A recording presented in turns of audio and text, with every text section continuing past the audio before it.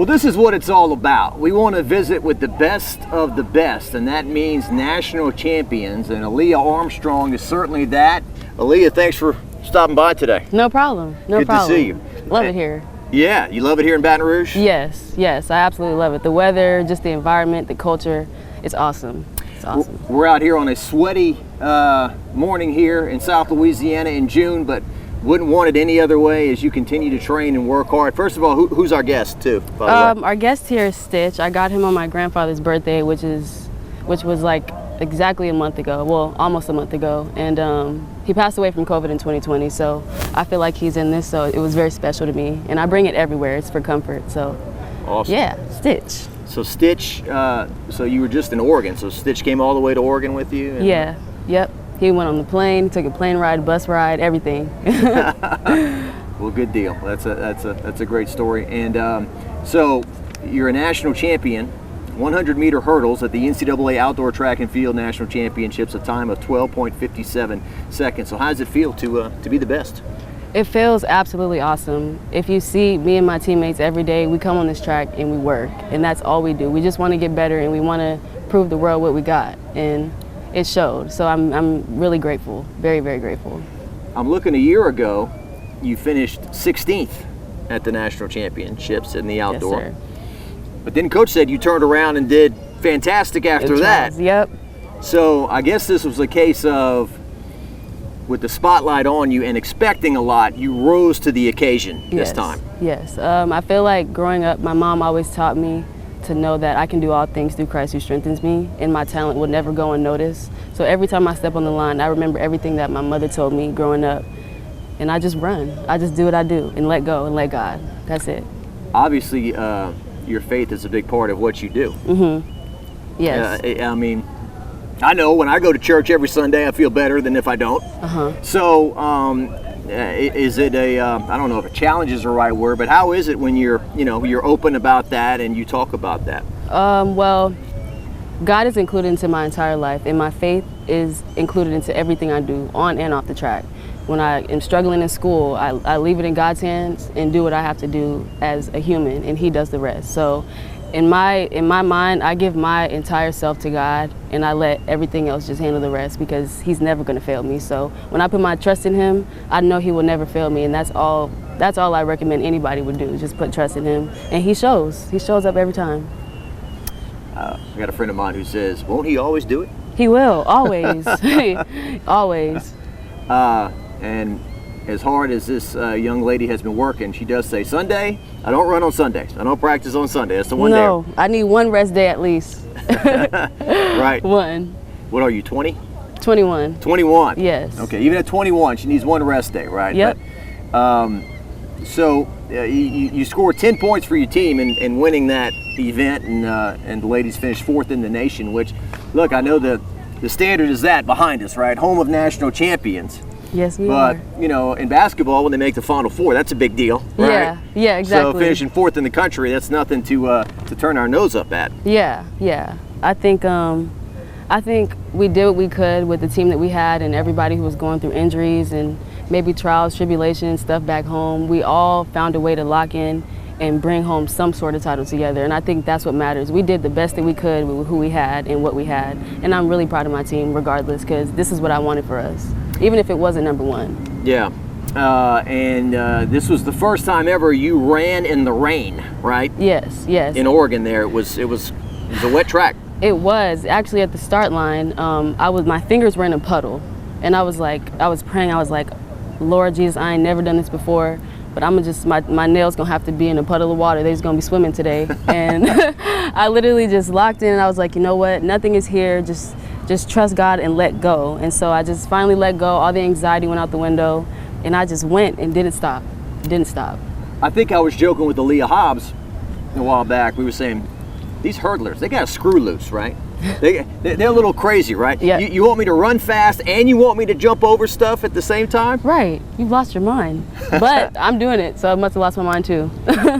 I was watching your win, and I was trying to see what the rhythm is, it seems like you jump and then there's maybe 3 steps, 1, 2, 3, and then you're off the ground again. That's is that exactly, it? Yep. Mm-hmm. My rhythm in my head is that I try to create for my races. I try to quicken it up, but I don't actually say a rhythm, but I just know that when I'm coming over the hurdle, I'm brushing my front foot, my lead leg. So when I come, I have to brush it and keep my chest down. And that's how I increase frequency and go down the track. And I've learned that ever since trials. I've learned that that's what I have to do because I watch film a lot. I study my craft. If you don't, then you don't want to get better. I study, I look at other people. I'm not biased on, oh, who am I going to get opinions from? I got to learn from everybody from the best to be the best. And so, speaking of which, she's so modest, she doesn't want me talking about her. She's like, don't mention me, don't show me. But Lolo Jones is out here, who of course is, worldwide known. Yeah. She's the GOAT. I've looked up to her for many years. Ever since I was in diapers, I was looking up to her. So to be able to be out here and train with her and just compete, it's all just a blessing. It's such a blessing. Like, I'm eternally grateful. Yeah. Always grateful. Like in football, for example, they say when a quarterback drops back, if he starts looking at the rushers, he's cooked, right? You got to keep his eyes down the field. Yeah. So when you're running, it seems like you're looking straight ahead, right? You're never looking down at those hurdles. You just have to trust that you're going to clear them, and everything you've done out here, when you apply it in that situation, it'll carry you to the top. Yes.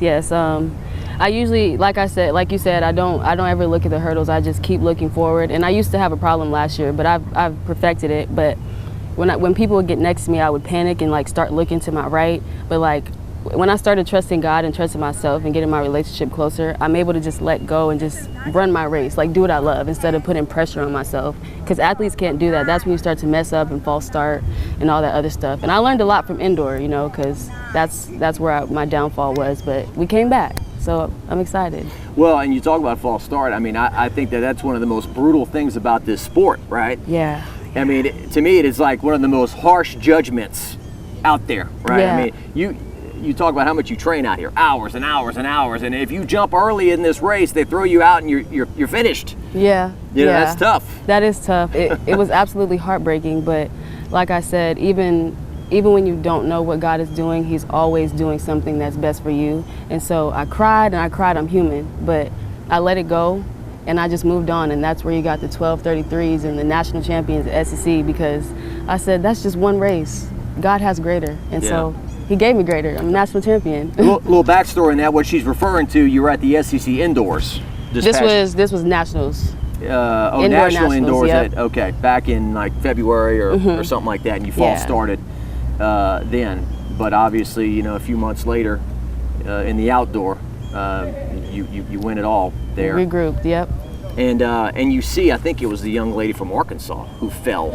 I was watching the national, like some of the hurdles and stuff like that. Yeah, it was so unfortunate. I feel terrible because there was the same problem last year with her. But I just pray about it. I pray for all of my competitors because I want them to do great just as well as I do. So I was very upset for her, but I was just kind of speaking to the challenges, right? Yeah. Those kind of things happen if you don't as good as you have been. So this was the first 100-meter hurdles victory at LSU since Joyce Bates back in 2000. My birth year. You were born in the year 2000. How about sir. that? December 28th, 2000. That's going to make some people feel old out there. They can remember when the year 2000 was coming. It's like, the cars are going to be flying and stuff in the year 2000. I was just getting here. You were just showing up. So there you go. And also on the other side of things, on the men's side, you got a guy like Sean Squirrel Burrell from just down the road in Zachary. He's won back-to-back national titles in the hurdles and in the 400. Oh yeah, he's been my guy since high school. We've been together in this Louisiana thing since high school. State, just over like different track meets, like the bigger ones, New Balance. We did it all together. So like we've had a really close bond since then, and it feels like just yesterday we were at Junior Olympics taking a picture like how we did at Nationals, both national champions. So it's kind of cool, 3 years ago we were just doing the same thing, and now we're taking pictures again, but in the college level. It's really cool. That's awesome. So what is next for you? You're out here training right now, and talking to your head coach a second ago. I guess it's kind of up in the air if you're back next year or not, right? Yeah. So I'm not 100% sure yet, and it all just depends on trials. But as of right now, all I want to do is focus on getting to trials, making the team, and medaling at Worlds. And it really just depends on who is offering me what. But the plan is to come back and get more records right now. That's it. I just want records and my name everywhere. That's the goal. That's the goal. Well, there you go. Well, and certainly maybe a national title for the team. Yes. That's as well. for sure. I claim it right now, next year. Yeah. You are kind of doing an individual sport, right, that goes into a team. It's a little bit like golf, right, where you're, or tennis or something like that, where you're kind of out there, or even in tennis, you're taking on somebody. But really, this is kind of you against yourself to an extent, right? Yeah. It's really you versus you on that track. And if you think it's you versus anyone else, you got the wrong mentality, because you're racing against that clock. Nobody else is on the line but you and that clock, in them hurdles or them blocks, whatever you got going on in your race, the sand pit. It is you and that clock. That's it. And that's how you got to think when you're racing, because you just overwhelm yourself for no reason. And athletes, that's where they downfall a lot. So yeah, it's definitely an individual sport. I remember talking to Benny Brazil, played football and coached here and everything, coaches here. He said you guys show up, I think it's Labor Day, or maybe the day after Labor Day? Yeah, the day after. That is our training? first, fall training. Oh gosh, be right at that football stadium dying. Oh, running in the stadium too, huh? Yeah, we go up the stairs, up and down. We got stadiums. We go over there to the grass field, do grass runs, 200s. Fall is hard, but that's what molds us for this. Yeah. It made me a national champion, so I can't complain. Yeah, well, yeah. And once again, you know, I mean, football players, you know, they play in a 3.5-hour game. Basketball, it's a 40-minute game. I mean, you work for literally 12 seconds. 12 seconds. Ain't that something? Yeah. Crazy. And then back to the false start thing, everyone said, as I watched you win that national title, everyone said the key was the jump. She got a big jump. Over the young lady from USC and some of the others that you beat there. Yeah. My goal was to get out. Like, that was my main goal. I got on the line, I said, Aaliyah, you better get out them blocks and don't stop. And I increased, and I pulled away.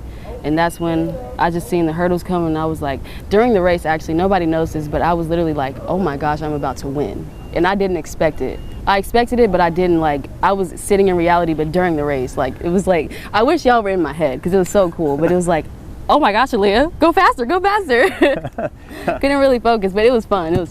And not to criticize the television profession, because I know this is how it works. It's just how it has to be done. But they always interview these track athletes after they just ran, right?